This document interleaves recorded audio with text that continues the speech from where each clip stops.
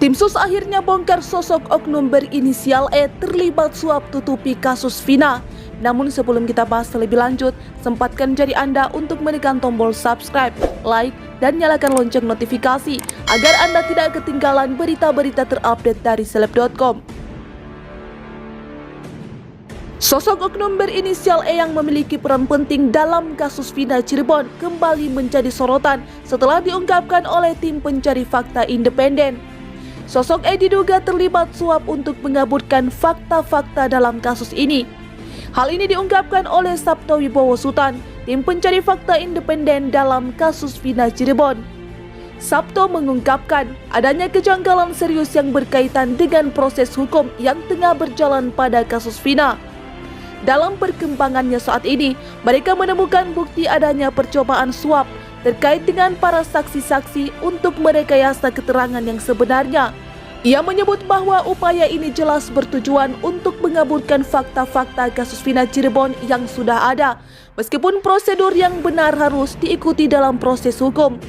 Tak hanya itu saja, Sabto juga menyoroti kasus spesifik yang menurutnya memiliki implikasi yang serius terhadap keadilan seperti halnya yang menimpa Ibtu Rudiana yang telah diperiksa oleh Propam Polri dan juga Irwasum telah turun tangan. Sabto mengatakan hal ini merujuk kepada langkah-langkah internal untuk menangani pelanggaran. Selain itu, untuk menanggapi bukti yang ditemukan, Sabto memilih tetap merahasiakan detail tertentu untuk saat ini dengan alasan bahwa proses penyelidikan masih sedang berlangsung.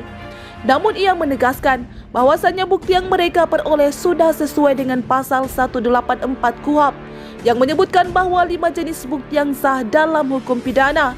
Di antaranya adalah keterangan para saksi, surat, petunjuk keterangan ahli, dan juga keterangan terdakwa.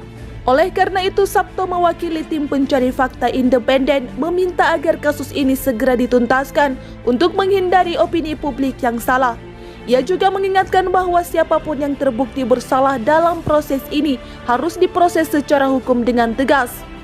Namun demikian, Sabto menekankan pentingnya untuk tidak menghalangi proses penyidikan yang sedang berlangsung, terutama oleh pihak keluarga terpidana ataupun pihak-pihak yang berusaha mempengaruhi saksi.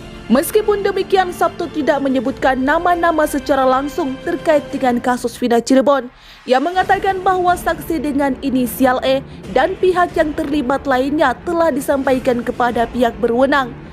Ia juga menegaskan bahwa semua langkah yang diambil saat ini dilakukan dengan mematuhi ketentuan hukum yang berlaku. Sementara itu, publik kembali menyoroti nasib Peggy Setiawan usai sidang pra-peradilan kasus Vina Cirebon ditunda. Kemungkinan terburuknya jika terus-menerus ditunda, maka pra-peradilan kasus Vina ini akan gugur dan merugikan Peggy Setiawan.